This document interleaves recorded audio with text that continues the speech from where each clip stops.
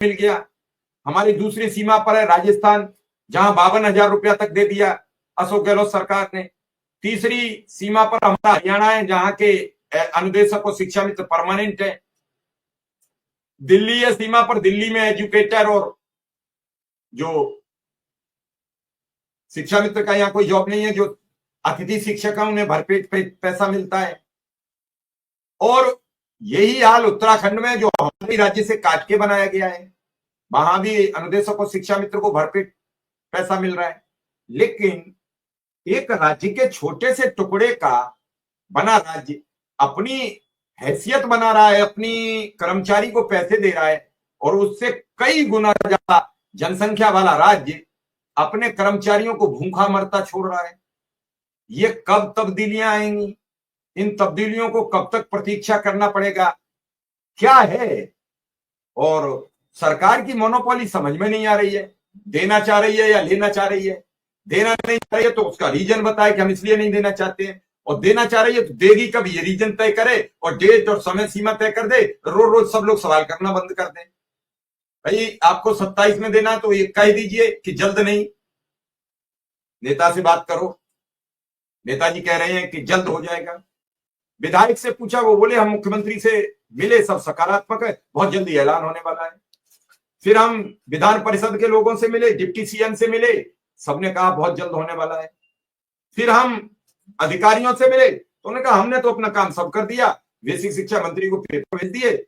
और बेसिक शिक्षा मंत्री से मिले तो उन्होंने कहा कि हमने तो सारी व्यवस्थाएं दुरुस्त करके माननीय मुख्यमंत्री जी के कार्यालय फाइल भेज दी है, और जैसे ही वहां से रिवर्ट आएगी हम ऐलान कर देंगे या हम व्यवस्थाएं कर देंगे। तो कुल मिला के मैं इस बात को समझाने का प्रयास कर रहा हूं और बताने की बातचीत रखना चाह रहा हूं आपके समक्ष कि आखिर झोल कहां है,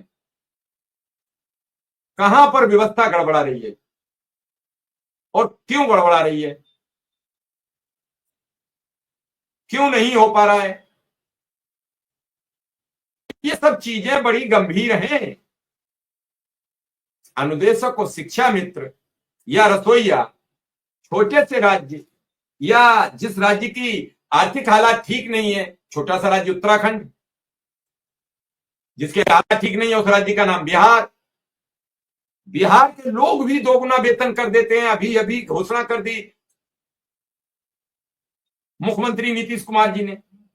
और यहां जहां सब कुछ है, जहां बताई जाती है कई गुना, जहां की इकोनॉमी बताई जाती है हमने दोगुनी कर दी जब अखिलेश सरकार से, वो राज्य चुपचाप खामोशी अख्तियार किए हुए हैं। क्या माना जाए, जीत किसकी है, हार किसकी है? एक बार भी प्रदेश सरकार, माननीय मुख्यमंत्री जी, माननीय बेसिक शिक्षा मंत्री जी, माननीय अपर प्रमुख सचिव बेसिक खुलकर ये नहीं बता पा रहे हैं कि कब तक होने वाला है।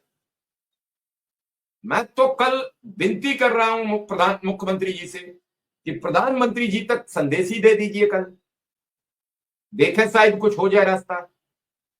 आखिर 2 लाख परिवारों की हालत ऐसी है जैसे हम बोरे में गेहूं भर देते हैं, ऊपर से मुंह बंद कर देते हैं ताकि इसमें हवा ना जाए। हवा जाएगी तो गेहूं में कीड़े लग जाएंगे, घुन लग जाएगा। यही हालत अनुदेशक और शिक्षा मित्र की है। वो न श्वास ले पा रहा है, न जिंदा रह पा रहा है, न मर पा रहा है। उसके पीछे उसका परिवार है, वो इतनी समस्याओं में जूझ रहा है। न बच्चे के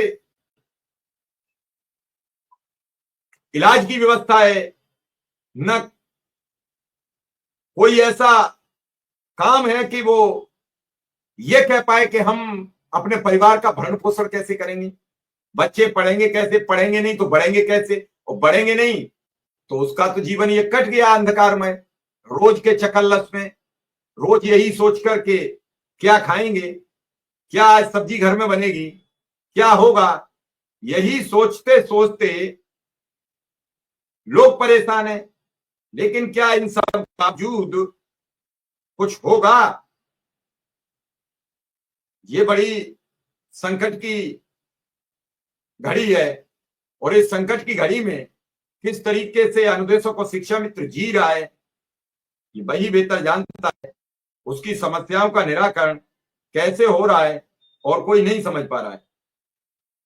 आज की तारीख में सबके हौसले ध्वस्त हैं। क्या करें, वो कैसे करें, निर्णय भी नहीं ले पा रहे हैं, वो खुश भी नहीं हो पा रहे हैं। बड़ी समस्याओं में उलझा हुआ व्यक्ति कैसे अपने आप को खड़ा कर पाएगा इस पूरे कालचक्र में, ये बड़ी समस्या बनी हुई है।